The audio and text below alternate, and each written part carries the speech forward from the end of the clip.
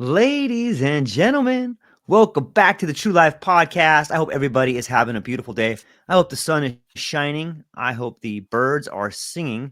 I hope the wind is at your back and that you are embarking on an incredible day. I know that I am, and I have a great show for you today. If you enjoy stories, if you enjoy learning, and if you enjoy, maybe you're an avid reader like me, but if you enjoy the art of storytelling, then you're going to enjoy this show today. I have with me the incredible Chip Colquhoun. And I just want to let everybody know who he is. He's a master storyteller who has dedicated nearly 2 decades of unlocking the transformative power of stories. Chip isn't just someone who tells tales, he's a visionary who understands storytelling as a fundamental human survival skill, one that has shaped our evolution as much as fire or shelter. Chip's journey began with a keen observation. Children thrive when immersed in stories. They perform better, engage more deeply, and unlock parts of themselves that conventional teaching struggles to reach. Whether it's a nonverbal child finding their voice, a stuttering gaining fluency, or reluctant readers becoming voracious learners, Chip's methods have empowered countless young minds around the world, from collaborating with top institutions to running groundbreaking experiments that prove the cognitive power of stories. Chip has redefined what education can be. His work has led to remarkable results, such as students increasing test scores by 26% and discovering the joy in learning through story-led lessons. So join us as we dive into the world of storytelling with Chip Colquhoun, where education meets magic and where the stories we tell shape not only young minds, but the future itself. Chip, thank you for being here today. How are you? Thank you. I'm good. And I really want to let your listeners know I did not write that script. Okay. I'm as in the dark about who this Chip Colquhoun chap is based on everything that you've just read out. I mean, it's kind of right, but still, wow, what an introduction. Wait, I'm fascinated by stories. And when I go to the multiple websites that you have, which will be down in the show notes, you have really accomplished some cool things. And it's always fascinating to me to get to talk to people who have accomplished things that they believe in a way that is contagious. And I think Mm. stories are contagious, and there's a deep history of it. And maybe we could just start off with your background. Like, what did you get read a lot of bedtime stories as kids? Did you have a vivid imagination? Like, what brought you into this world of stories? Yeah, well, all of that. I mean, stories definitely are contagious. I think Right. that's a key part of what makes a story. You can't have a story without there being more than one person involved. So there's always going to be that transitory element. And for me, I grew up with separated parents, but one of Mm. the things that both of them did incredibly well was read me stories. And because they were doing it in separate locations, they had very separate styles. They were using separate libraries. From my mum, I was getting all of the wonderful picture books, ones that I'm sure your listeners will be familiar with, things like Hungry Caterpillar, Spot the Sure. Dog, and all that kind, whereas my dad was very much into traditional fiction books, which were barely illustrated at all, such as Thomas the Tank Engine. But what he would do is he would also make up stories based on my favorite characters. So once we'd exhausted all the Thomas the Tank Engine books that were there, he would make up a new Thomas the Tank Engine story, which would usually be about them visiting the beach with Snoopy and Woodstock, because, why not? And he would let me lead the direction that the story was going. And I suppose because this was the day or in the time when few families could afford televisions, our family certainly couldn't afford television. I basically stories, reading and writing became my childhood entertainment. And I think I told Jed Lee this, because it was Jed Lee who put you Right. onto me, wasn't it? Yes. And I have to admit, I do wonder whether you are Jed Lee in disguise, because your voice and his voice, like when you were doing your podcast with him, it really sounded like you were talking to yourself. Um, I was having to try and really concentrate hard to work out who was who. But yeah, I think I said to Jed Lee, the very first story I wrote before I had been taught how to write. So, and I only know this because I spent 2 years in foster care. Did you have a foster system over there? Correct. You know what I mean by that, yeah. Yep. So I spent a couple of years in foster care, and when I came back to live with my dad, I found a story that I had written in a collection of stories. And I hadn't been to nursery and learned any words. I hadn't been to anything like kindergarten yet. So I didn't know how to write letters. All this story was the word "the," which I'd obviously copied from another book, then the picture of a fish, and then loads of squiggles. But they were properly punctuated squiggles. There were full stops in there were paragraph breaks and everything. So it was obvious, even though I couldn't remember what this story was about, that I had intended to be a writer from an age before 4. That's all I can place it, really.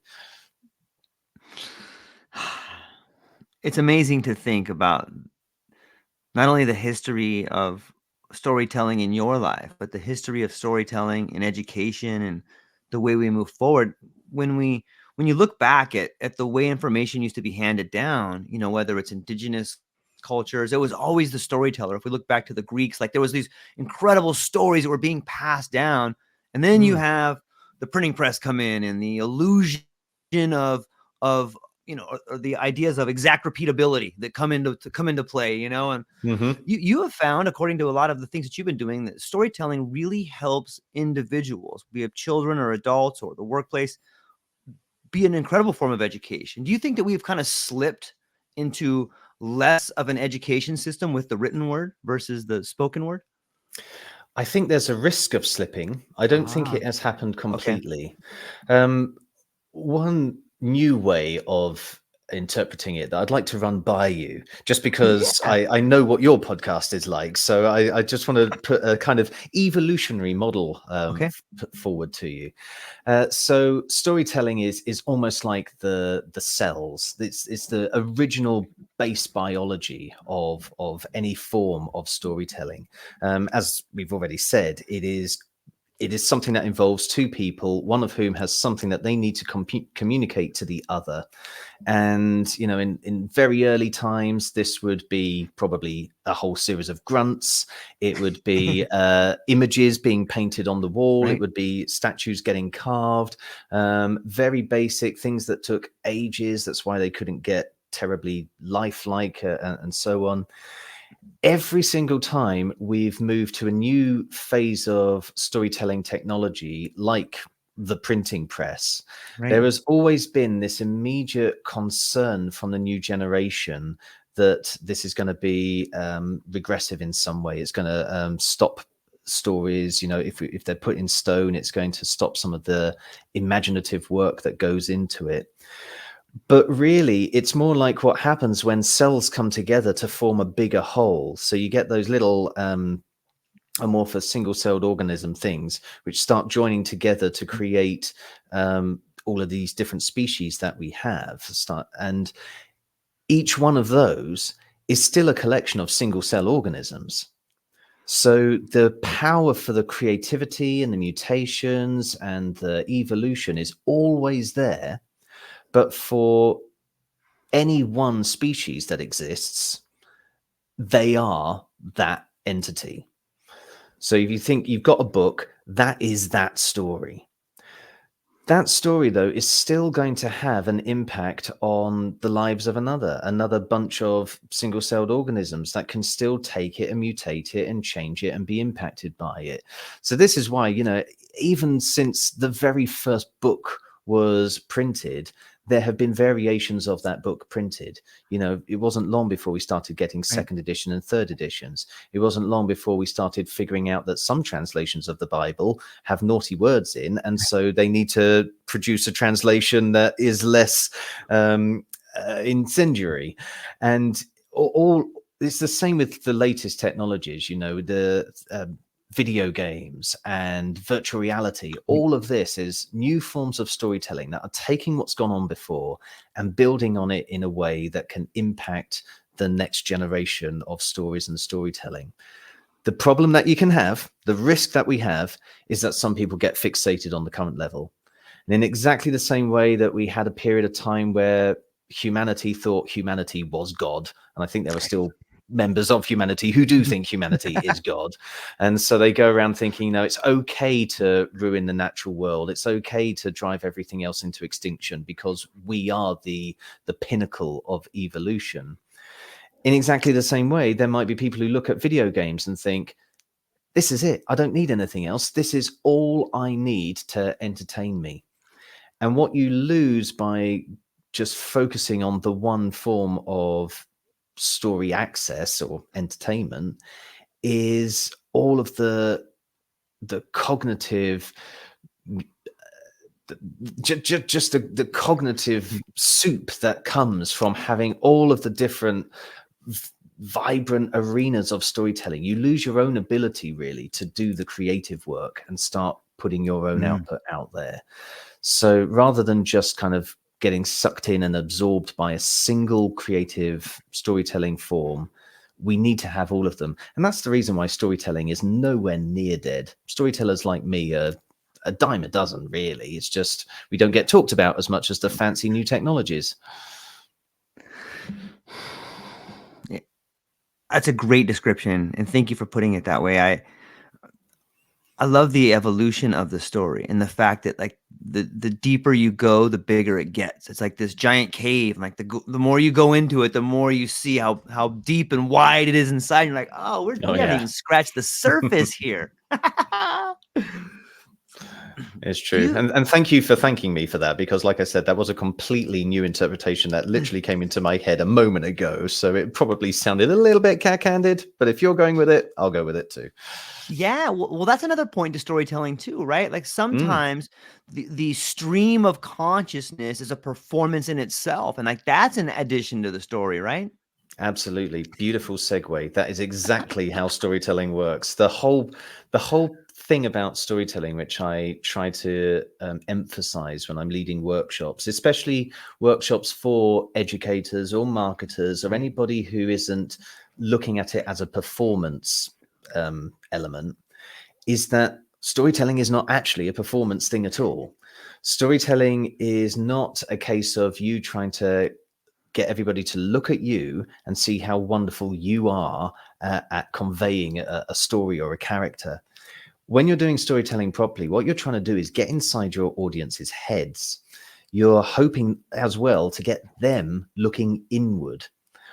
All of storytelling is about getting people not to look at you, but to look at themselves and to have a bit of a conversation with you.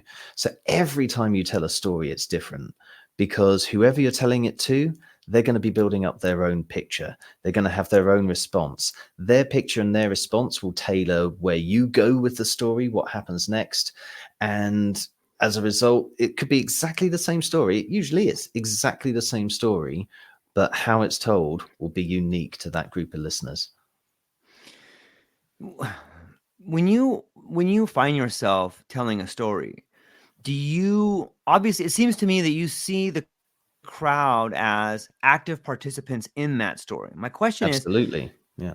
do you see each individual seeing your story as a completely different story? I know it's kind of a complicated question, but is that something you think about when you're telling the story? Like every one of these persons has a different idea of what my story is. So the way I tend to think of it is a bit like a conductor and an orchestra. Love it. So storyteller is like the conductor, keeping everybody on the same page, everybody going at the same pace, and helping the movement of the emotions around. But every single instrument in an orchestra, that's where the actual creativity happens, isn't it? If a conductor was there on his own, they'd just be waving their arms and it would look funny, but it wouldn't be giving you what you actually paid to go and see. The music comes from the orchestra. They're the ones who are doing the real creative work. And every single one of them is contributing a different tonal range, a different pitch range, a different timbre, all sorts of musical words that I don't really know because I'm not really a conductor. But the point that I'm getting at is, it's less about creating a whole series of individual journeys. It's more about creating one journey that everybody is going on with their own unique perspective. It's a little bit like life, basically, because we are all doing that, aren't we? We're all going through life, and everybody can look at one object and get a totally different response from it. You must know the Zen story about the blind men and the elephant. You know that one, don't you? Yeah, maybe you could tell it for people who may not know, though. Oh, I'm not sure I know it well enough, but I'll give it a go. So you got blind men, and they all meet an elephant, and they're wandering around with their hands trying to work out what it is that has come into the middle of them all. And one of them grabs hold of the trunk and says, "Oh, it's a snake. It's obviously a snake." Another one of them grabs hold of one of the legs and says, "You're daft. This is a tree. It's obviously a tree." Another one is pulling on the tail and saying, "Look, any minute now, you're going to hear the bells ring and you're going to realize we're in the middle of a church." And something like that. They're all touching exactly the same object, but getting their own perspective on it because of where they are. And life is like that. Stories can be like that too. It's so well said. It reminds me of previously, before we jumped into the live part of the interview, we were talking about stories, and I had mentioned to you, sometimes I see my life as a story and myself as the main character, and I can shift the hero's journey in some way by telling myself this story. And you had said something I thought was fascinating about the way you interpret your own internal stories. I was wondering if we could talk about that a little bit. Yeah, well, I guess the way I interpreted how you put it to me, that you Yeah. are the kind of teller of your own story, was that you live your life, and you tend to think, well, if I have this attitude, then that is going to keep my spirits up. It might manifest what I want to manifest. Is that basically what you were getting at? I think you nailed it spot on. Okay, cool. So I don't think there's maybe as big a difference between that and what I came back to you with, but I now live in the house of a chap called Samuel Pepys. It used to be owned Okay. by Samuel Pepys. I'm not sure how well known or how popular Pepys is with your listeners, but No. here in the UK, he's a key historical figure because he kept a diary for 9 years in the middle of the 17th century, which covered an incredible decade. It had the Great Fire of London, it had the Great Plague, it had the end of Oliver Cromwell's protectorate and the start of Charles II's restoration. It was the last time that England ever got invaded, like properly invaded, with foreign boots on the soil trying to take it over, invaded, and also nearly winning, invaded. And it was, we managed to beat them back without American help as well. So it was incredible. And the thing about living in his house is that I've recently been encouraged to keep a diary too. And so if you've been to my website, you'll see this. I'm kind of retelling his diary, but I'm also looking at my own life from the same point of view. And the thing that happens when you reflect on your day is that you notice those moments where you were in control, you were kind of the living equivalent of lucid dreaming. You're right there, you are manifesting, you are choosing your emotions, your responses, etc. But you also notice that there are loads of points where you slip out of that. You go back into the full dreamer going through life, and maybe you take an action and you don't really know why you do it. You get really angry, you don't know why you are. You fall deeply in love, you don't know why you are. But when you reflect on them, you get to really think, okay, well, what am I going to take from that? How am I going to interpret that story so that I can shape what comes next? And for me, what's really important when doing this, because I am a storyteller, is thinking, what is the impact of this going to be on others? And that's a perspective that I can bring, which Samuel Pepys didn't, because he never expected his journal to be read. And I expect most people don't write in a diary or keep a journal expecting it to be read. But I like to consider that if somebody else was to get hold of my diary, what could they take away that might enhance their life?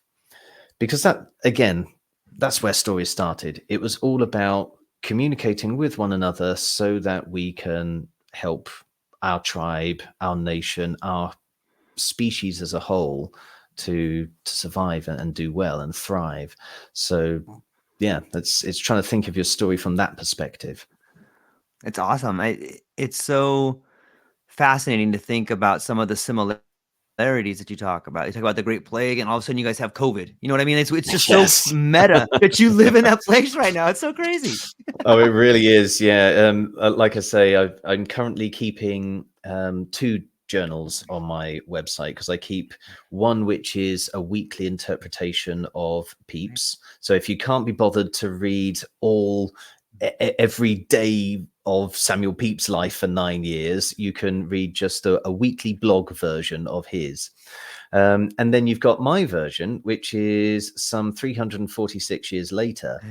And I love clocking some of the little nuances that he talks about. I mean, for example, for Pepys, he was living in a time when not only had they, all of this plague going around, but they had executed a king. Very soon after, had a Lord Protector. Very soon after, had another Lord Protector. Very soon after, had a complete parliamentary shift, almost like a military government. And very soon after that, had a new king. So in a very short space of time, they had 5 new rulers.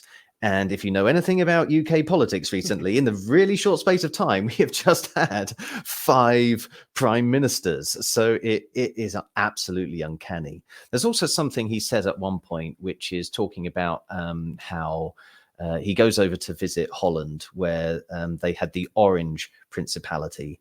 And he talks about how likely or unlikely it is that anyone from the Orange background could ever be a good ruler of anything. And yet you folks have Donald Trump. So, the links to various bits of modern history are just beautiful. It's so fascinating to me to see. It's almost as if there's a higher power just kind of playing with us. Like, let me just sprinkle this little thing over here, but let's see if they find this clue. Which brings me to the idea of one of my favorite storytellers is Joseph Campbell, and he goes through talks about so many different mythologies. And for those of us who love stories, it's so amazing to see the quest for the Holy Grail and the Arthurian stories, or the hero's journey and everything from mythology to Star Wars. Do you think that it's possible to move past the hero's journey on some level, or is that just the foundation of every story going forward, you think? Or not every story, but is it a good foundation block for most stories? So I personally don't believe that the hero's journey is the model for all stories. Okay, right. I believe there is one essence to any good story, and that is actually, I'll tell you what, I'll take you through this the way that I usually share it with everybody, because then your listeners can join us on the journey too. Yes. So in school, I was taught that every single story has 3 essential elements that begin with the letters B, M, and E. So what do those letters stand for? What would you say they stand for? Be me. B, M, and E. So yeah, not as in a phrase, be me, which is a brilliant interpretation. But if you see them as initials, what do they stand for? Every single story must have a B and a M and a E. What am I talking about? There must be a battle, a moving through adversity, and then an ending, a beginning, a middle, and an ending. Do you know, I love it. If you had been the teacher in my school when I was in grade 2 or something, then that would have been perfect to hear. But no, what you're more likely to hear in grade 2 is just beginning, middle, and end. But you're absolutely right. Beginning, middle, and end is a useless structure. It's all right if you're writing a narrative, or if you're thinking in terms of narrative, because it's that kind of causal structure, isn't it? We go from one to the other. But here in the UK, one of our biggest champions, if you like, was Shakespeare. We always talk about Shakespeare. I hate going on about Shakespeare, but I love the fact that he never uses a beginning. Anything you know about any of Shakespeare's greatest stories, Romeo and Juliet, starts right in the middle of a battle. You don't find out how this battle starts. You just get plonked right in the middle of the battle. Hamlet, his father's already been killed. He's right there in the middle of discovering that his father's ghost is roaming around. You start right in the middle. And I know there in the US, I can't remember exactly what it's called. You'll probably be able to tell me. You are home to the longest running soap opera, aren't you? Hmm. Is it what is it? Is it something like Changes or something? Oh, Is that what it's called? I'm not sure. My auntie Jane used to watch General Hospital, and there's As the World Turns, and How long has that been going on then, General Hospital? 30 years, somewhere around there. 30 years. So, and does it look like it's ending anytime soon? I don't think so. I don't think any of those shows Days ever of Our end. They Lives. die and they Thank you come. very Days much, of Our honey. Lives. There you There we go. go. There you Yeah. go. I knew there was a really long running soap opera. That one's has that one finished though, right? Days of Our Lives. Is that one finished now? I don't know, honey. Can you help us out here? Is that one finished? Yeah, that's since the 60s. However, General Hospital, is that still going? I don't know. I'm not sure. Like I'd imagine it could be. Hmm. Maybe the longest soap opera is our political system over here. Yeah, quite possibly. I know in Australia they've got Neighbours, which got Okay. resurrected or something. So they looked like they were trying to end it, but then is it Amazon brought it back or something? And here in the UK we've got Coronation Street, which is our Okay. longest running soap. It's been going forever. The point, we're getting on a massive tangent here, but the point is, if endings were important for a good story, none of those would Right. have been successful, because Right. Yes. they are proof that you don't really need endings. So I think where you went with it straight away is far closer to the truth. You talk Yeah. battle. The Right. one that I usually use for the letter B is bad thing. Oh, yes. There is no good story in the world, no story that Yeah. has stood the test of time when nothing bad happens. Mm-hmm. And I have asked countless audiences if they can give me an exception to that rule. No one has. Even the hungry caterpillar gets a tummy ache. you know, um, Bluey and Peppa Pig are Mm-hmm. having all sorts of troubles thrown at them all the time. A big one that came out from this country. I'm sorry, I'm having to be so UK centric, but that's where I am. Have you heard of the Teletubbies? Do you know who the Teletubbies Of are? of course, of You course. know the Teletubbies. Thank Yeah. goodness. Okay, so you know the Teletubbies. Um, One of the cutest children's programs ever, and Yeah. yet they are really popular for the phrase "uh-oh." So of course, bad things are everywhere. But what's really interesting, actually, is Honey's just added to the chat. We live Yes, for the bad. we I do. don't think we actually do, because we don't like these things to happen to us in real life, do we? We don't actually want bad things to happen to us, and we really suffer when these things happen to us or to our loved ones. We don't want bad things to happen to our loved ones either. Right. And we feel terrible when we see things happening in the news, like people getting blown to pieces, or Right. nations going to war. And yet we have to have that in our fiction, because if we don't get gripped by our fiction. So what's going on? Yeah. Well, that's where the M and the E are really important as well. If you have a story that's just loads of bad stuff going on, no one's going to be interested in that. If it's just a story where you have a group of aliens come down and literally wiping out the planet, no one's going to be interested in that. You also have to have the M. Now, the way you put this, which I thought was beautiful, was something like moving through adversity, wasn't You're it? right. Right. And I love that. The word, I usually make these things much more concise because time, people aren't paying me to be verbose. That's the reason why I'm being verbose now, by the way, is because he's not paying me. Love it. So for me, it's just message. Or Mm, you can also think of it as meaning. You can also think of right. it as moral. But the point is, every story that gets told that enters into our hearts is sharing something with us about that bad thing, a Yeah. way we can look at it, which reduces it to something manageable. And maybe that is the hero who gives us an example of how to behave when these bad things are happening, so that we can look at that hero and say, okay, if something similar happens to me, that's what I'm going to be like. And I know there are loads of true crime podcasts out there as Yeah. well that keep telling those stories because they want us to be able to see what happened to those victims and say, now you know the sorts of things to look out for. Yeah. Now, thanks to these people who suffered, you can hopefully stop the same thing happening to you and your loved ones. Let those victims basically be elevated to the platform of heroes because they have trodden that uncharted territory for the rest of us.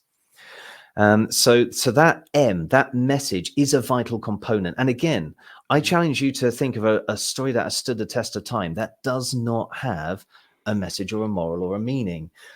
There are loads of authors out there right now, especially children's authors, who claim that kids don't worry about that and that kids just want their stories to be, complete nonsense and, definitely have the bad thing in there because it's fun, but they don't have to have a message or a meaning. And it's certainly true that those sorts of stories are entertaining and they can be fun and they are useful from the point of view of just getting something out your system. Right. But the stories that enter our hearts and end up being the ones that we remember and go back to again and again and again, those are the ones with messages. And I see children recognizing this again and again and again.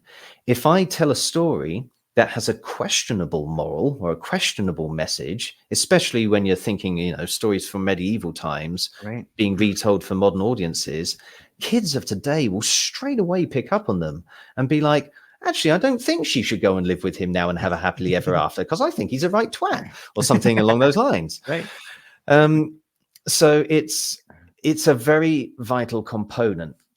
Even so, probably the most important element and the one that I think a lot of creators miss is the E. And this isn't so much about an ending. It's about empathy. I That's like what that. the E is for. So I used to go into a lot of schools for younger people. And one of the reasons why I started getting really attracted to using my profession for assistance with education is that we actually started just going out to do it as entertainment. And when we were going into schools again and again, because they loved having us back, some kids would bring us up their stories that they'd written, just completely off the bat. And the first thing that you think when this happens is, my goodness, isn't this amazing? We tell these stories and it gets kids inspired to create stories and share them back. That was the first big thing that hit us. The second big thing, though, was just how terrible these stories were, because they would be stories along the lines of there's an alien invasion and the soldier has a gun full of unlimited ammo, he kills them all, and that was the end. Or they would be stories like there's a fairies tea party, and that was it. And the thing about these stories is that, sometimes they would have the bad thing, like the fairy queen might drink some poison, but it was okay because they were fairies, so they could magic it Yeah. gone. And what's really missing with all of these, I mean, if you think about it, they do have a message. The message of the anti-alien story is, when the world gets attacked, fight back, you'll be okay. You may have cheerio, honey. Just saying goodbye to Honey, everyone. She's just leaving us. I don't know how we're going to survive without you, Honey, to be honest, because you've been so intrinsic to this conversation so far. But with the fairies having that tea party, you've got the message perhaps to look within, because they have the magic that they need to be able to get the poison to go away. But it would be a real struggle for anyone else listening to that story who wasn't really close to the creators of those stories, to think, how was this going to apply to me? You know, these bad things are happening in these stories, but we need to think, how's it going to apply to us? How is this message going to apply to us? And this is the reasons why Jerry and Joe did an amazing thing with Superman. They made a man who could leap tall buildings in a single bound. You could shoot at him, you wouldn't be able to kill him. He was strong enough to just pick up the car and shake you out into a jail cell. But he would still fall in love. So if you wanted to get to that guy, you go after Lois Lane. And that is a weakness that everybody could instantly connect with him through. Everybody's like that. You may be a total narcissist. You may think you are the bee's knees, but if someone goes after the people that you love, it can be crushing. And that was the empathy point for Superman. And there are empathy points for all these characters. You know, we take again a character like Bluey, who is a dog. You know, you might think we can't empathize with a dog, but of course this is a dog in a very familial setting, with a father who has all of his problems, a mum who's desperately trying to keep everyone together, a sibling who is blooming annoying, but also really cute. And you know, they're all little things that allow kids to be able to watch that program and go, that's me. I can see myself in there. So these are the three core elements: the bad thing, the message, and some level of empathy. Those are the elements that make stories last the test of time, because that's where we connect with them at a human level. It's really well said. Thanks for putting it that way. On some level, I can't help but draw the comparison to people who find themselves in crisis. You know, like when I talk to a lot of people in the psychedelic movement who are using psychedelics to help people get through PTSD or childhood trauma or these things, but it does seem like the story they're trying to figure out a way out of the story on some level, and maybe they can't approach the story in a first person point of view because there's so much shame there. They can't get past the first threshold guardian, you know, or the final boss or something like that. But what role do you think seeing the story in a third person perspective, or going back and re-listening to a story, helps us as individuals get through the transitions in our life? That is a brilliant question. Thank you. And I'd love to answer it. I just really going to have to think about it, because it is the reason why. I mean, I do love that question, because this is exactly the sort of thing that I think stories are perfect for. And I have seen a lot of the salvation that has come through story. Yep. But I think there is a danger with answering questions like that, especially from the point of view of someone like myself, who may be perceived as an authority on the subject, that I could say something which could have general applicability, but for a few is actually going to end up being the total wrong answer. And that's why we're treading really we're treading on eggshells with this one, I think, because there is benefit to seeing storytelling as escape. There is benefit in seeing the goal of humanity to transcend humanity. Yeah. But a danger of that is you then start to lose touch with what humanity actually is. And a lot of humanity is gorgeous. Yeah. I'm thinking in particular of families who may be fleeing a war-torn country. Yep.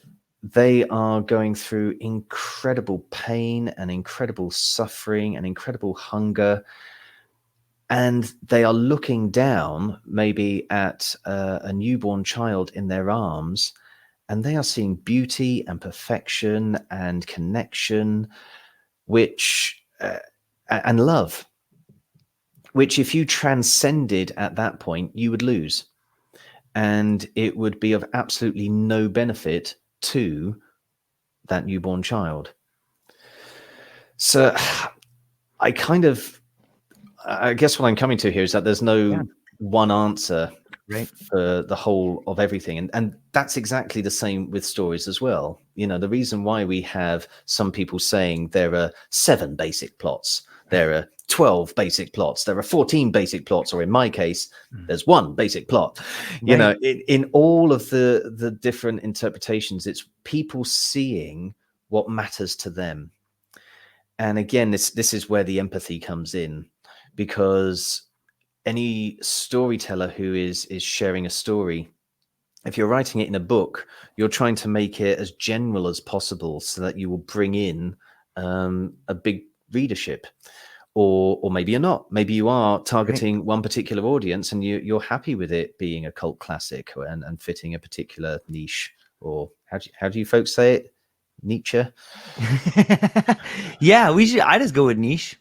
Niche, okay, yeah, Yeah. niche, cool.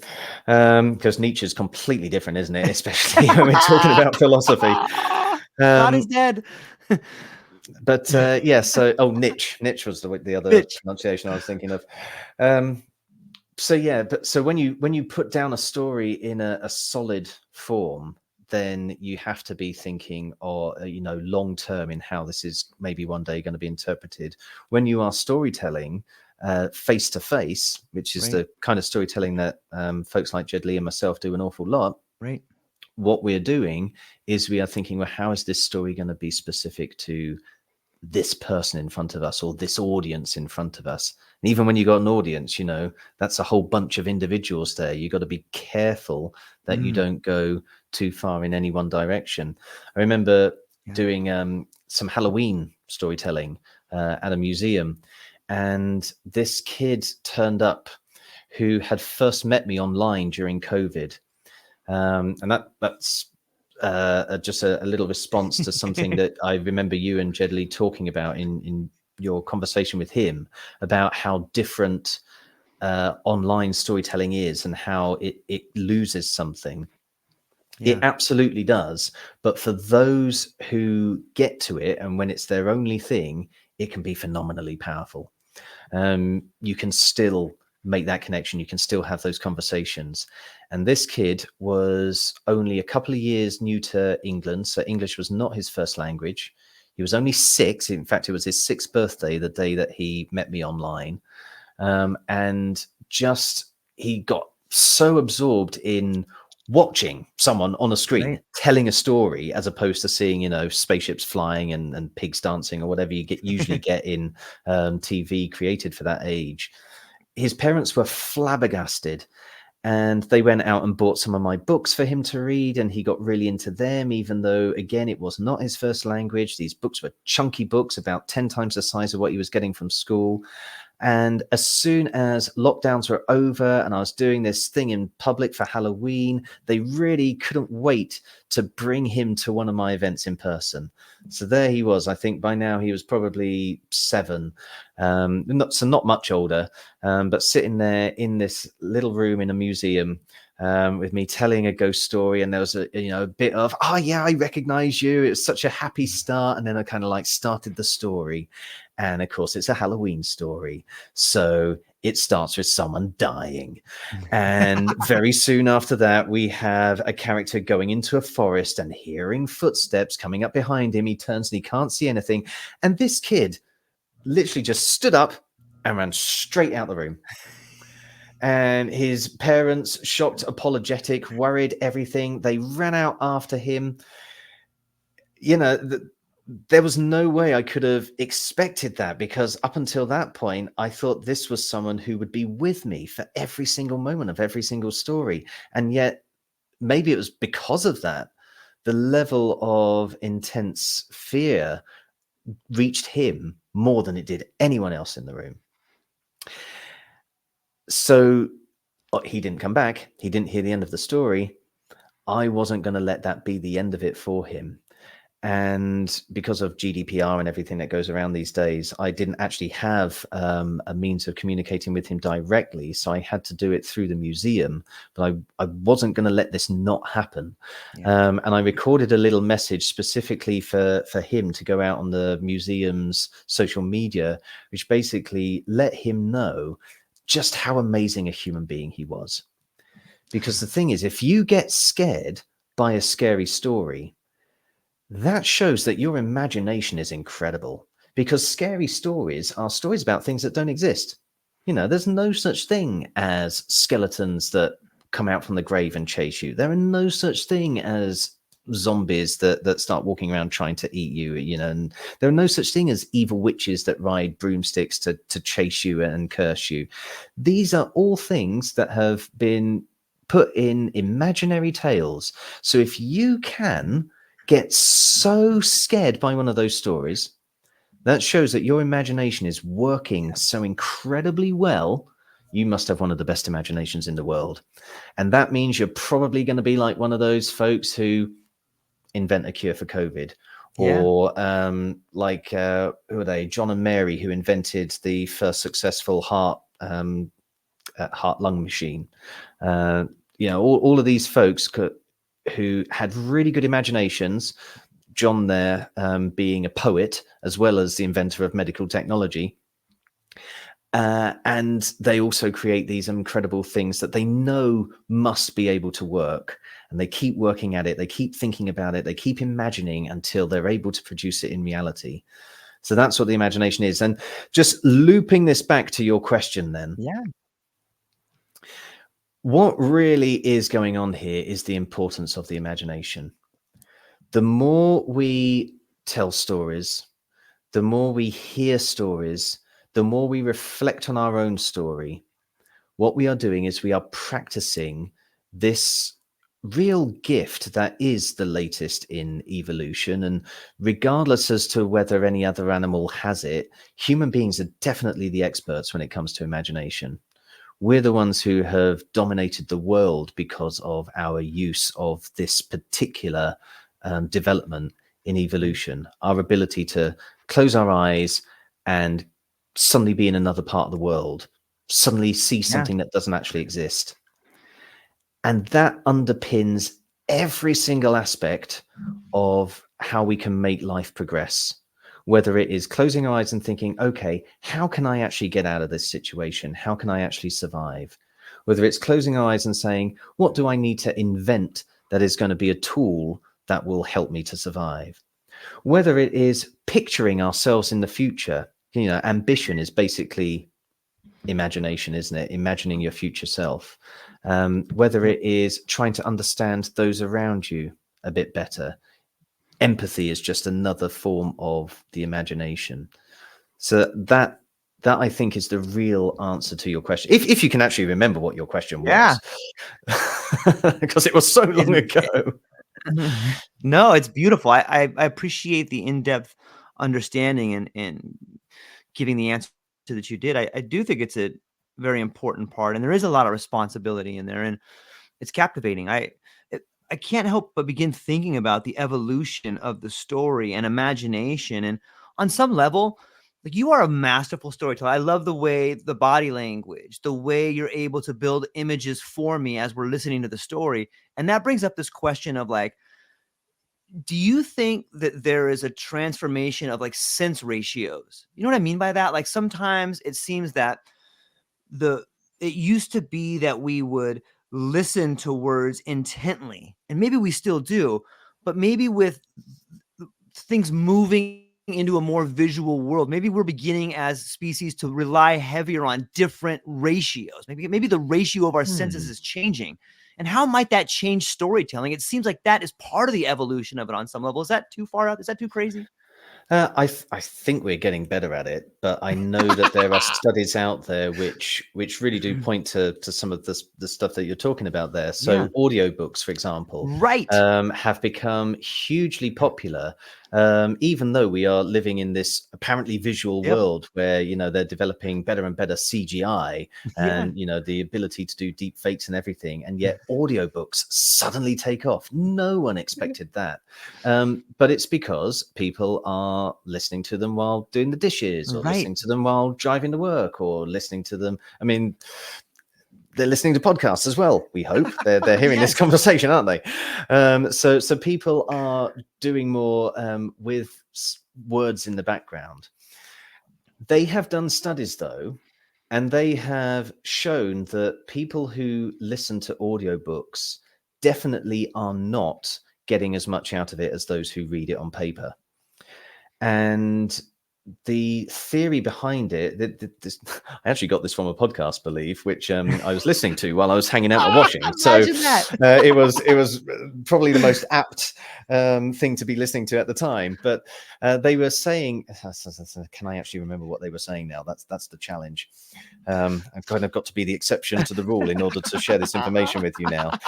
They said that when you are reading, every so often, even without thinking about it, you will read a sentence more than once. Your eyes will flick back just to clarify the word, clarify the meaning. Sometimes your eyes will flick forward so that you get a sense for what's coming up to help you contextualize what you are reading in the actual moment, the actual sentence that you are on.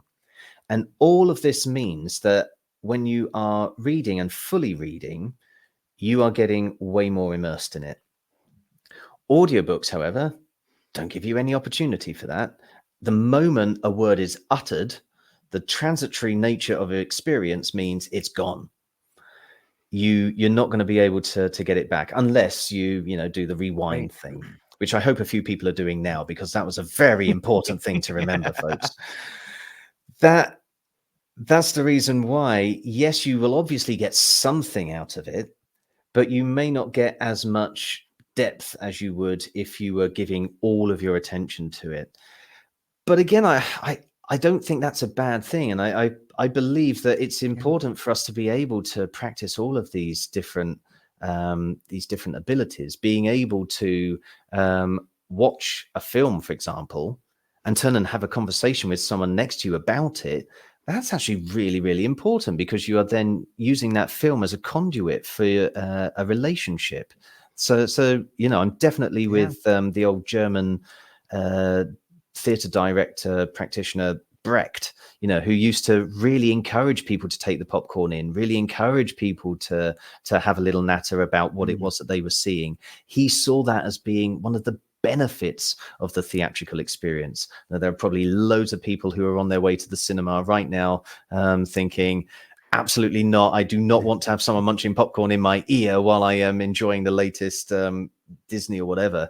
But the key thing is that you may not appreciate it then, but you will at some point appreciate being able to talk to someone about that story. So being able to have that and either choose to concentrate on it or choose to have it as something else that you're doing, and that kind of level of flexibility, I think, is important. But when you need to do it. I'm sure when you need to actually stop and either press the rewind button and listen a bit more intently, or think to yourself, that was a fantastic movie, I'm now going to get the book, or that was a fantastic audiobook, I'm now going to read it. Yeah, it brings up the idea. Yeah, like I can almost smell the popcorn sometimes when you go back and you remember a story or a movie that you've seen. You're like, oh yeah, I remember I saw that scene. Oh, that's when I got the popcorn and the Skittles, or whatever it is that you're having in there. Like it's interesting, the sense of smell too, and like that's in a lot of stories too. Like we often hear about how I just think it's fascinating the way we use our language to describe our senses in an audible story or a video story, but yet you can almost feel it internally. And that's kind of a broad observation, but what's your take on describing the senses with our words in stories? Yeah, well, I mean, it's absolutely important. You want to get everybody connecting with your story. Right. It's a part of what makes it's part of what makes empathy work, isn't it? Yeah. Being able Yep. to connect with the story on a level like, oh yeah, I understand what that smell is, or I understand what that Yeah. sight is. It's why fantasy and sci-fi writers have Yep. some of the biggest challenges, because they're often describing worlds not only completely alien to us, but without a reference point either. Because if you're setting something in the future, you can't exactly say, this shape came out the distance. It was glowing yellow and curvaceous, but it was quite clearly smelling organic. It was basically like a McDonald's in space. You can't do that, because the moment you do that, you pull people totally out of the world of sci-fi. So they have to find really common base level images and smells, and that they will often end up relying more on sounds and smells and colors and textures than they will on things like metaphor and simile. Right. Um, so yeah, it all comes down to connecting with your audience, but for the same reason, you don't want to have too much of it, because people sensory overload in Mm. any kind of writing or any kind of description. What you can end up doing is taking people into a place where they're having to think too much Mm. about the experience, that it starts to become uncomfortable, and they think, actually, I don't want to be part of this, I don't want to be in this, or goodness me, when are we going to get onto the bits that we actually like the bad thing or the message? Yeah. It starts to become overwhelming. It's fascinating to think about that aspect of it. Is that like, where did you learn that? Like, did you go to school to understand how to build stories in that fashion, or is that just from trial and error and experience? It is literally experience, yeah. Yeah, that's so I awesome. mean, we did get taught some stuff at school, like the importance that every story has a beginning, middle, and end. And we also got taught. Have you heard the phrase "show don't tell"? I don't think so. No. No, you haven't heard that one. Show don't. Anybody who's been to certainly an English, as in a British Right. school, or a British writing school, will have definitely heard that phrase "show Okay. don't tell."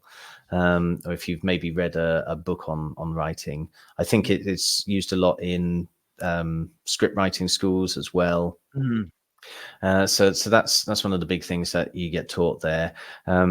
And you also get taught to widen your vocabulary with things like adjectives and alternatives to said. So rather than having a character um, in a story with a passage, "Oh," he said, you want to have something like, "Oh," he exclaimed, or "Oh," he Yeah. shouted, or "Oh," he mused, which is basically all the writing advice you need to never get published ever.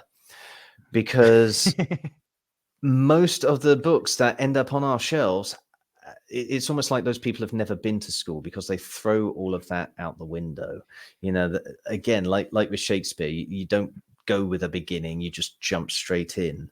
The best language for a book is often taking out those adjectives, taking out the alternatives to said, because then dialogue becomes effortless, it just Right. flows, and images come quicker because you're thinking in terms of the movement and the verbs, the things that are actually happening.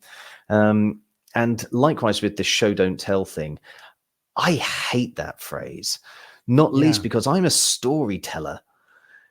You're basically rendering my entire profession a waste of time if you say you should be showing, not telling. Telling is essential for stories, because telling is the bit where you have somebody on the receiving end. Telling Mhm. means that this is a dialogue rather than just, "Hey, look what I can do," which anyone can do in an empty room.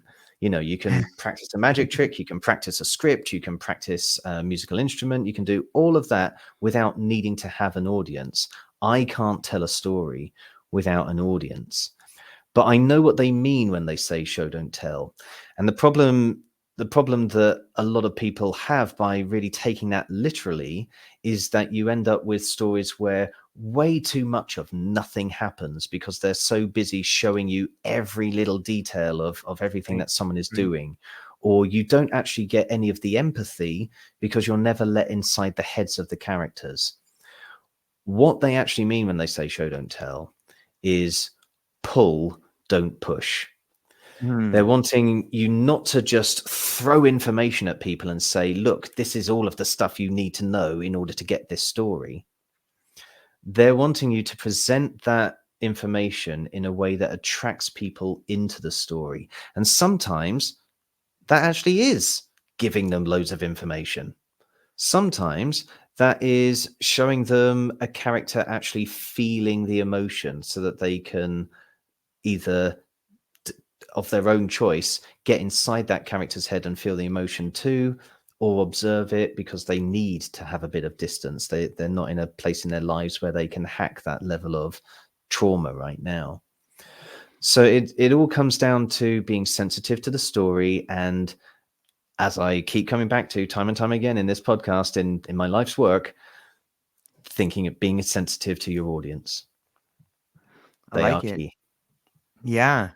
It for me, when we started thinking about the relationship between the story and the audience, the struggle between um, translation and interpretation comes to mind. I've often heard the Mm. idea that translation is interpretation, but maybe you could speak to those two forces, like, because on some level you have to translate the story from vision into reality, and you also are interpreting that same thing. Like, what do you think about those two words and that relationship together and how that affects storytelling? Yeah, translation's an interesting one because the same phrase could be translated verbatim into another language and it will mean absolutely nothing Right, to right, the users exactly. of that language. Right. So you do always have to be thinking about interpretation for it to get across. Um, and as a storyteller, we get a bit more meta with it because we are translating from historical cultures into Right. modern cultures. Right. And sometimes, if you just take what you've got from the past and shove it into your own culture, it is not going to work because it's full of beliefs that people don't Yeah. believe anymore, Right. or it is full of stuff that people may find traumatic. They haven't got the same life experience that they had Yep. back then to be able to just soak up the fact that 12 people just got butchered Yep. by their own mother or whatever it is that happens in a ancient fairy tale. So what tends to happen with storytelling is you interpret the story for the, again, we're coming back to it, aren't we? Yeah. And really soon this time, the audience that's in front of you. How is this story going to land with them? And you may be thinking, what is the original message that you want to convey? What was the message they were trying to get across in those ancient times? You're right. How can I share it now so that the message still comes across for modern audiences, but the the actual presentation is one that they will accept as well. And a fantastic example of this, if I have time to give an example, do I have time to give an example? Yeah, please. Time to give Please an do. example. Okay, let's take an example that I think most people Okay. will recognize wherever they are in your listenership, which Okay. is the example of Cinderella. You know Cinderella? Turning into a pumpkin. That's it. Yeah, yeah. I wasn't sure whether you were thinking there or you'd frozen, but yeah, A little bit of both. absolutely. Yeah, so a bit of both. So yeah, Cinderella. We mostly know Cinderella today, thanks to two sources. One of Right. whom is the Grimm's version, Mhm. and one of whom is I never remember his last name. I think it's Charles Perrault, I think it is, from the French guy who was essentially like the French equivalent to Grimm's and who converted a lot of fairy tales into the kind that people would recognize from Disney, like Beauty and the Beast, etc. Mm. Hopefully, anybody listening who knows him will know who I'm talking about. And if you don't, just Google and hopefully you'll eventually get the answer. AI is clever and all that.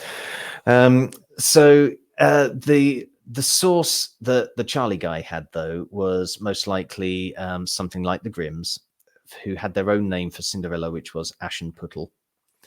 And the story there begins a certain way, which I will come back to, I promise. Yeah. Yeah. Disney, a couple of hundred years later, decided this was going to be one of his first animated films. And you can probably more readily call to mind the beginning of Disney's Cinderella, the original animated version, where you have that book and you hear "Once upon a time," and the book opens, and you hear it talking about there being this girl who had this perfect life with her father, but then her mother died, and then her father remarried, and for a time everything was okay with this new stepmother and so, but then the father died as well, and now the stepmother's wickedness was shown up. So is this familiar? Yeah, absolutely. Yeah. At what Absolutely. point did you start falling asleep?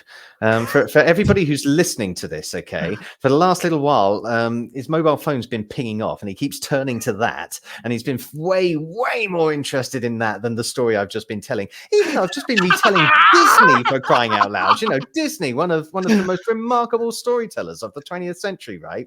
And yet I've been almost verbatim relaying that story, and I just could not keep his attention. However, let's put that side by side with the Grimm's version, okay? And I want you to tell me whether you could leave your attention from me and turn it to your mobile phone in the middle of this, okay? Because this is Okay. how the Grimms begin. Okay. Aschenputtel's mother was on her deathbed. She grabbed hold of her daughter and said, "Whatever happens when I pass, you must live life with God at the center. Promise me this. Promise me you will live your life with God at the center." "Okay, mother, I will," said Aschenputtel. Now, have I lost your attention yet? 100% in depth in the story. way more intriguing. Which is better, "Once upon a time," or "Her mother was about to die"? You know, Option B all straight day long. away, Grimm's knew, get to the bad thing, get to the empathy, get to the message as well. Because, you know, Yeah. within the first few lines of their telling of the story, you've even got the message there almost, which is, you know, if you keep divinity at the center of your life, things will go well for you. Now, all of that is still in Right. Disney's version, but they take their time to get there. I'm sure the reason they did that was because anybody going into the theaters in when was it was it the 40s when Cinderella came out? Either Yeah. it was one of the early ones, wasn't it? Right. It might have been It was. 60s. If Honey was here, she'd tell us, wouldn't she? She would definitely tell us. But they were putting this into theaters where two things were going on. First of all, you had audiences who had maybe never seen a feature-length animation before, let alone a feature-length animation with synced-up voices and sounds. So, you know, there was the wonder of the format that you were being given. But you've also got to remember, this was a time of huge war. We'd just come out of a period where people had lost loads of loved ones, and depending on exactly when this was coming out, you know, there would be some sort of unrest going on in the world as well. So the chance of really scaring people, if you give them this sensory overload of, you know, visual animations of people immediately dying and so on. Yeah, we hear stories of kids who were terrified by the dragon in Sleeping Beauty, or the wicked stepmother from Snow White. And those were elements that Disney managed to keep in. So to go straight charging in with the kind of Grimm's version of the fairy tale would have been terrible. The main message of the story, though, is still there. At the end of the day, it's about staying kind. You know, Disney Cinderella is, you know, she's not just a woman waiting for her prince to come along. She is a woman who is incredibly kind. She's decent to the animals around her. She goes out of her way to serve her wicked stepmother and sisters, even though they are horrible to her, because she you know, she does it willingly. She goes into it trying to be the best that she can, and that's why we feel that her story is vindicated when she gets to marry the prince. You can then jump almost a century, though, and we get the live action version of Disney's Cinderella. And it's almost like they have gone back to the Grimms again. They do exactly the same thing. And you can almost just compare the film posters. You've got the animated Cinderella, who's kind of like doing a little curtsy in her princess dress. You've got the live action Cinderella, who is looking up at the prince, but not from a position of kind of I'm subservient, I'm down here, Right. you're my hero. She's got her chest out, she's got the power in that frame. And there's really a sense that, we are now in a world where women do have the opportunity to say more, and we do have an opportunity to make life more equal if we have the gumption to do it. It's pretty much exactly the same message, and of course it's a very similar story, but they've taken the format, they've looked at the audience they've got now, and they've retold it in a way that is going to land with this audience. And I don't think it's a surprise that most people reckon that version of Cinderella, the live action version, Yeah. is the better version for audiences Yeah. today. Even my cat was saying so. I don't know if you could hear him there, but he's Yeah. just come in because I can. he absolutely agree, don't you, kitten? Yeah. You going to come and join in the conversation? Yeah, let's see him. He's thinking about it. He's a cat, so he What? does have free will. No, he's gone Yeah, away. exactly. I think he saw the fact that this is live and thought, maybe not. It's so fascinating to think about the way stories are told over time, and the way it seems to me on some level, at least maybe it's because we're in this political cycle or whatever, but it seems to me that on some level the narrative is trying to control. Do you think the narrative that is told to us through major television, or if we look at some of the work of Edward Bernays, do you think that there is a real attempt to shape society with the stories that are being told? Sometimes, yeah, I think there are creators who go ahead and try to do that. There are also Right. creators who try to almost photograph their society Mm, through their right. storytelling. Usually, if you really want to go into it, you can see Yeah. that genres can play Right. a role in this. So a lot of really progressive works out there tend to be things like science fiction and Yeah. fantasy, because they are creating worlds that are entirely based in the imagination. So they give people a sense of, okay, maybe this is an ancient looking world, if you think of something like Game of Thrones or Lord of the Yeah. Rings, but the actions that people take, the way that even the most insignificant person can end up being a hero, we see it happening in this imaginary land, and we think that sort of thing can happen in our real landscape. Yeah. Cross over to something like murder mysteries, and there you have a genre where the tiniest little detail is essential to the puzzle. Yeah. So the reader is playing a game almost with the writer, seeing if they can work out who the baddie was, the murderer was, Right. before it's revealed. And as a result, murder mysteries tend to be really evocative of the period that they are from. You read an Agatha Christie, and you are right Mhm. there in early 20th century Britain, with all of the upper middle class divide, the upper working class divide, all of the dances and the secluded mansions. You read a more recent murder mystery, or you watch one of the fantastic crime dramas that you folks keep churning out from over that side of the Atlantic, which we really love over here. And what we got things like Criminal Minds, we got things like SWAT, we got things like Castle, all of these brilliant shows which are really capturing what our society is like at the moment. SWAT is a fantastic one for doing Yeah. that. The moment the George Floyd happened, that was Oh, part of yeah. the storyline. While COVID was happened, that was part of the storyline. And there's going to be a time, I'm sure, when people are going to look back at crime dramas and see them as essentially the way that we here in Britain see Samuel Pepys now, capturing Yeah. exactly what life was like in those times. What about you individually? Like, is there a certain genre that, like, that like you turn to, like, oh, I really love this science fiction, or I really love these murder mysteries? Like, what do you kind of turn to when you have some free time, or you can just be free for a little bit? Like, what genres are you into? Yeah, I think I'm into the genre of story. I just love a good story. Right, If it's got right, those elements that we were talking about earlier, the B and that right. M and that E, and you can drag Hmm. me in. My wife hates it because she will be watching something with me, and she'll think it's as cheesy as anything. So cheesy that she could be throwing up Right. with her lactose intolerance. And yet I will be absolutely there in the moment, getting moved to tears by the dragon that's just come back to life or whatever it is in the latest Right. Disney.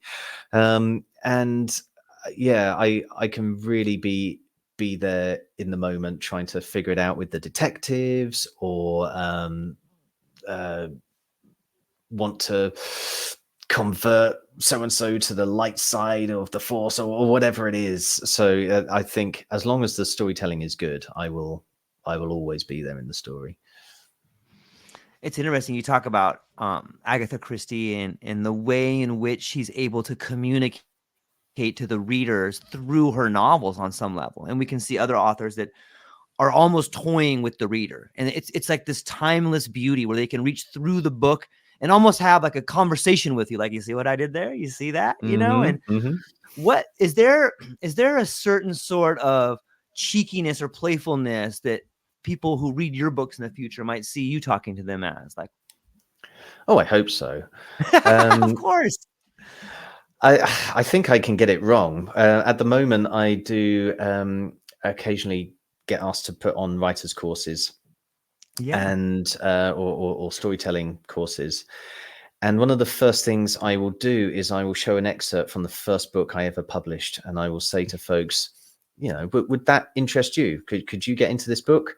And occasionally people are nice enough to put their hands up. Um, Yeah. but usually I say, you can be completely honest, because I picked that book up a couple of months after it was published, and my heart sank when I opened it, because I thought 10-year-old Chip would think this was a pile of rubbish, and would not take this out of library. It was awful writing. But what was interesting about that is my first children's book I had been commissioned to write, and I was asked to write it by a UK publisher called the History Press, who were doing a series of folk tales from around the country. And they're probably going to hate me for giving this really terrible advert for the book.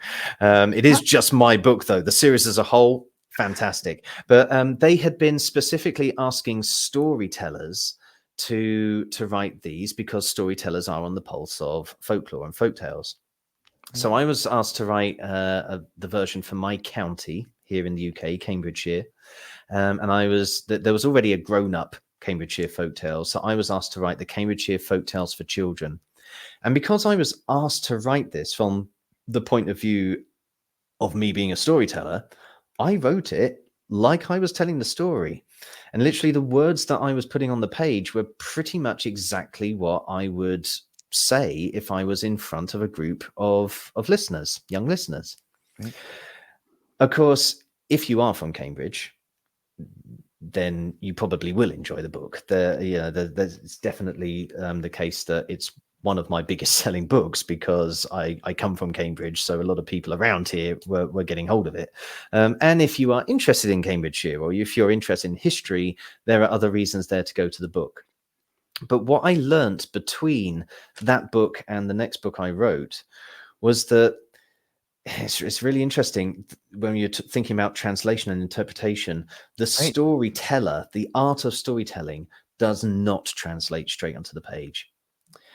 When I go into a room with a group of listeners, I have time to talk to them, ask some questions, develop a rapport, then figure out the Right. exact kind of story they're going to want to listen to, the exact kind of presentation they are going to most respond to, and they get a story that I know I can always guarantee for them they are going to love, because they've effectively helped me both choose it and tell it. Right. If you write like that, you are not going to get that back, because you're not getting any response. You're having to kind of guess what responses might be. You're telling the story in the blandest way possible. So eventually you might get into it because, very soon you'll get to that bad thing. Very soon you'll get to that message and the empathy and all that. But you have to go through a bit of a quagmire to get there. And it basically helped me to realize that when I'm writing, I need to really focus on that BME. I need to almost take the storyteller chip out of the writing so that the story itself gets heard more. And something really interesting happens when you do this. The way that you do that, the way that you draw out the empathy, the message, and the bad thing, that's what becomes important. That's what gives you your storyteller's voice on paper. Excuse me, your author's voice.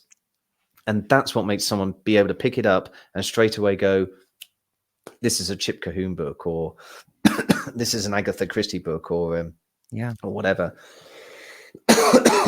Goodness me, I do apologize. We've been talking about living in a house from a key moment of plague history, and maybe it's getting to me. I gotta are you still okay on time, Chip? I have a couple questions from the audience that they had sent to me that I wanted to ask you if you still got a little bit more time.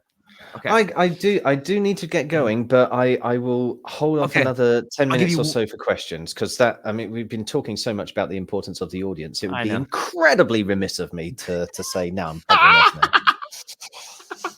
now. Okay. Your work has shown that storytelling increases the scores and engagement. Do you think there's a deeper, perhaps even subconscious connection between storytelling and intelligence? Oh, you froze for a moment there, but I think the question was, do you think there is a deeper connection between storytelling and intelligence? Yes. Was that the question?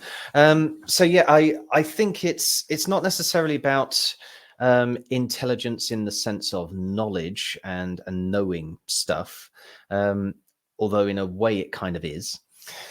I'll address that first because that's the one that gets the most scientific study. Mnemonics are definitely a thing. The idea of taking knowledge and putting it into a kind of story form because it helps you to remember it.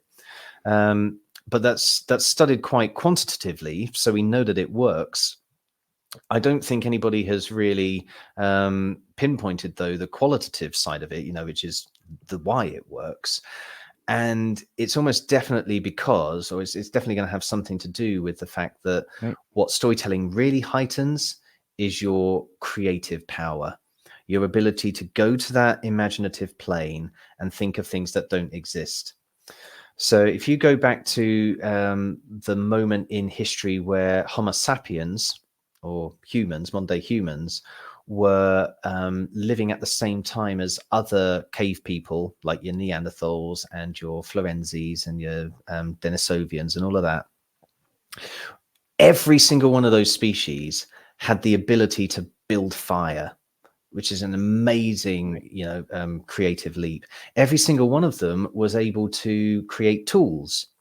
There's actually some strong evidence out there that Neanderthals were the ones who invented counting. They were the ones who first tied knots into things or put marks on the wall to show that they were thinking creatively. Because you don't just find numbers lying around. You have to put a mark up to say this is the quantity of this.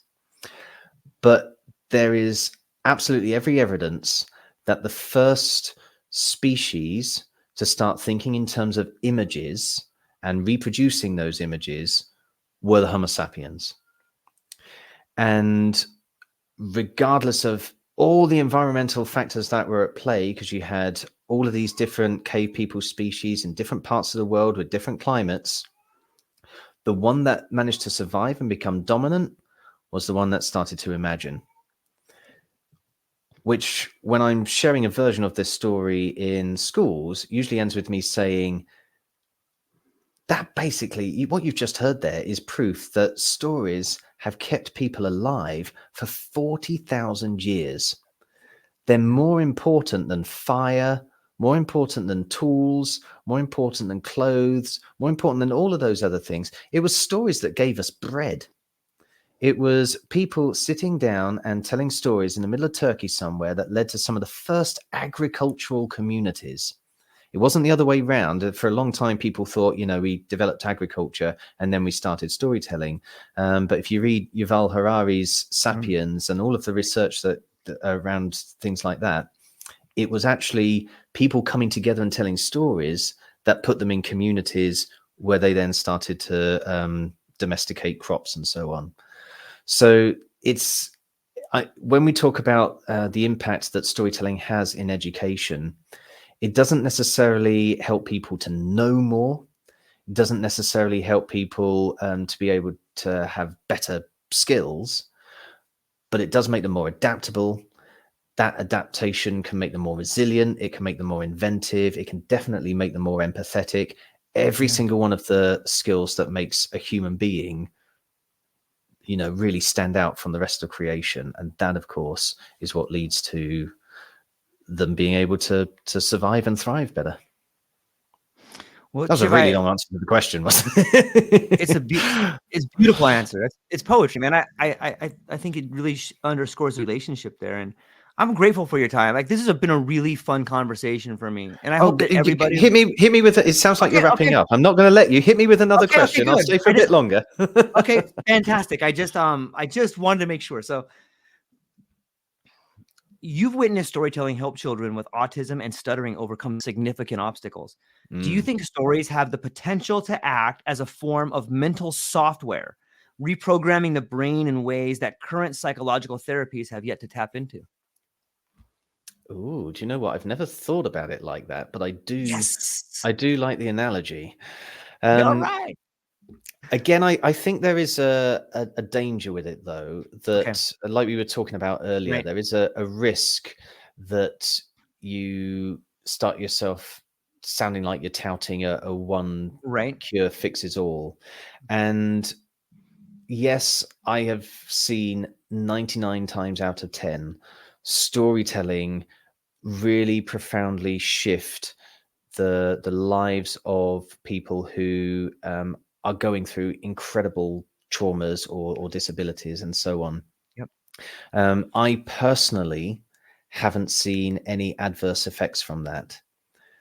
Okay. But I know that there is a danger that there could be. There may well be a time where, like that little child who came into my room, an absolute fan, really keen on stories, effectively went from being someone who struggled with English to someone who is incredibly literate in English in the space of a year, wowing his teachers. And yet my storytelling became too much for him. And I mean, we're still in contact, actually, because I ended up becoming very close to that family because his story inspired one of my books, one of my educator books. And he came along to the book launch, and he's all grown up now. So I know that there were no hard feelings from the fact that I terrified him to within an inch of his life. But even so, I think if I was to say, all you have to do is start storytelling, and you are going to have someone struggling with autism instantly growing empathy, or someone who's nonverbal instantly able to speak, or someone with a stutter curing their stutter. I would be concerned about putting that forward, just because, yes, I have done all of those things. But I guess what it comes down to is, like I said earlier, being sensitive to the audience. And the skill of storytelling doesn't come down to remembering the story or even putting on funny voices or anything like that. The skill of the storyteller is purely being sensitive to the audience. So if I have this person in front of me, I'm reasonably confident now that I would be able to find a way to help them with their ailment, whatever it might be. If I don't, I'd be worried about, someone instantly just thinking, if I read books to my child, or if I make storytelling more of a thing in the classroom, it's instantly going to change everything. There's a part of me that believes it will, and I want to say that, and I know from so many other people's experience that is what happens. But I'm also tentative because there will be the case where it doesn't happen, and that will be the case where it goes horribly wrong. Yeah, So I it's guess what we need to do is we need to train more people to become storytellers, so that they have this skill, they have this ability to pick up on the nuance of audiences, and um, we just need to be paying more attention to each other, really. I think it's really well said. It, you know, in some ways, all courses are courses in stories, and might we learn more if like everything was a history lesson or a Mm. story behind it. Like, let me tell you the story of how this happened in math, or let me tell you the story of how this. Like, it's a more holistic approach on some level, and it gives people other avenues to walk down to learn their own ways. It's mind blowing, and I think you are doing that, Chip. Like, I think that from what I've read on the site and talking to you today, like it's really I'm thankful for our conversation, and I'll give you one more before I let you go, and that is, if let me jump down here to I the love one I how have. it's transitioned to you letting me go rather than me being generous with my time. But yeah, You I already can do one more. Let's have one more. okay. Finally, in the future of education, uh, isn't if the future of education is indeed story led, what would a fully story driven society look like? Could we create a culture where stories are not only used to teach, but to resolve conflicts, inspire innovation, and connect people in ways we can only begin to imagine? Well, to the latter part of that question, the answer is yes. To the more open half, what would it look like? So, when you are using a story-led curriculum, the way that it works is that you open up this world of story. You Right, ask your learners to start creating the world with you, and that might be a physical thing where you get them to actually turn the classroom space into a cave or a plane or a jungle or whatever, and then you start sharing with them the narrative, and then as you get to certain parts of the narrative, problems in the story and so on, you pause and allow them to start figuring out what's going on, why is this character ended up in this position, what can we possibly do to help them, do we need to know anything more. The reason why stories can be useful for subjects like geography or science is because you have to right, think, well, would an extra bit of knowledge really help us here to keep the hero going? So what is the undercurrent to all of that is, of course, the empathy that you're building, right, and the way that your learners are there thinking about other people, other cultures. What they are doing is something that is to help somebody else. And there's a really interesting thing that goes on. They have created these characters themselves. Remember, right from the beginning of this conversation, if people can remember an hour and a right. half ago, we were talking about how it's actually the creative work being done by the audience. So in this case, the learners. If you're telling a story about, say, Hercules having to go down and fetch Cerberus from the underworld, they've created Cerberus in their head. They've created Hercules Right, inside their head.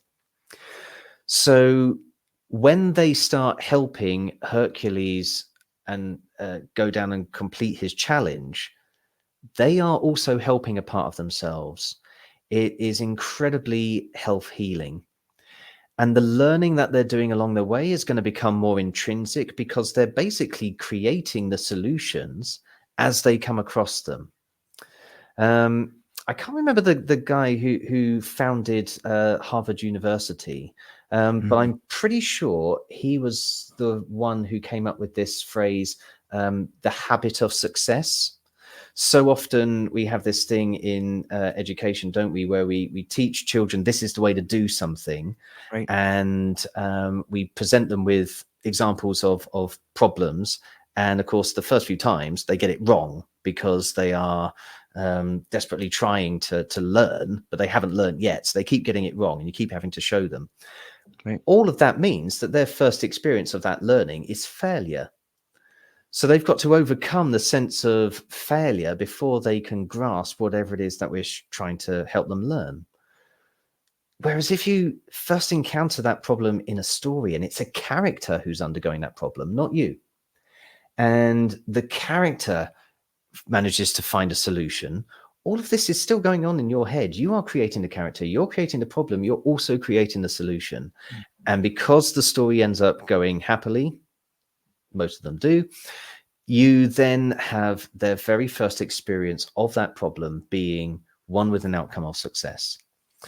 So to try and tie this back to the question, you are going to end up with a society that is more self-confident because they are learning with the habit of success, is more compassionate because they are looking at the problems of others and coming out wanting to help them, and better equipped to go out and do that helping, to be more compassionate to one another and to be more supportive of themselves. So it's everything that you would want. Why would you not want that? If you are an educator listening to this, switch to a story-led curriculum. I love it. I love it. You have been incredibly gracious with your time, Chip. Is there some maybe you could tell people where they can find you? I have links in the show notes, but is there links where maybe you could say it out loud so those listening could hear it? And what do you got Yeah, coming sure. up and what are you excited about? So I have my own website, which is storytellerchip.com. That is a Substack site that I started shortly after moving into Peep's house here in the UK. And if you go there, you can subscribe to my Substack. At the moment, it's all free because I haven't worked out exactly what the element of that that's going to sustain my bread and butter is yet. But you're welcome to go on there and send me some money. If you found any of this appreciative Absolutely. and you want to keep me alive a little bit, then please do consider doing that. There's also a lot of the school's work that I do, and a lot of the books that I release are through a publisher and educational events organization called Epic Tales. And that's epictales.co.uk. Even though it's a UK domain, though, I should say for all of your good US listeners out there that there is an American side to the business. We print all of the books in the US. So you don't have to feel that by getting any copy of our work, you are destroying the planet with air freight or whatever, because it will be printed on your shores and sent to you from your shores. And one of the things that we like to put out there is our reading club. It's called the Fables and Fairy Tales Book Club. It's a monthly fee and it gets a new book to you every single month with 2 short stories for children. And they're written in an accessible way, which means that anyone who is reading these with a child from the age of 6 up will be able to see the vocabulary getting understood and building up pictures in their mind, so that by the time you get to the end and the vocabulary has enhanced and the ideas have enhanced, they have come on that journey too. So it's kind of like helping them to gather up those extra ways of discovering and sharing images. And it's all about developing this reading for pleasure that has helped, and you know, all of the scientists have come along and said this is the thing that works. This is the thing that makes better human beings. Other than that, I'd say, yeah, through all of these methods, the Epic Tales website or storytellerchip.com, you can send me messages. You can find me on social media. I have a very unusual forename combination. So put that into any social media. I'm probably the one that will come up. And yeah, if you do that, feel free to message me. I'm willing to travel. I'm willing to do online workshops and talks like this. So yeah, just get in touch. Let's see how we can build a story together. I love it. To everybody listening, go down to the show notes. Check out Chip's website. He does incredible work. He's a master storyteller, and his background and understanding and formulating stories is bar none unbelievable. So Chip, hang on just briefly afterwards, and I'm gonna steal some more of your time. Ladies and gentlemen, that's all we got for today. Aloha. Aloha.